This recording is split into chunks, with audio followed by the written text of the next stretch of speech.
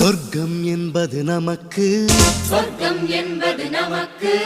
சுத்தம் உள்ள வீடுதான் சுத்தம் உள்ள வீடுதான் சொர்க்கம் என்பது நமக்கு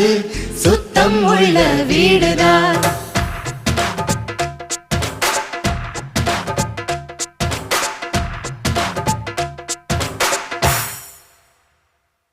சொர்க்கம் என்பது நமக்கு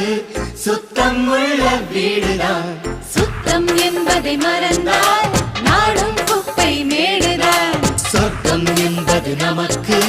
சுத்தம் உள்ள வீடுதான் சுத்தம் என்பதை மறந்தால்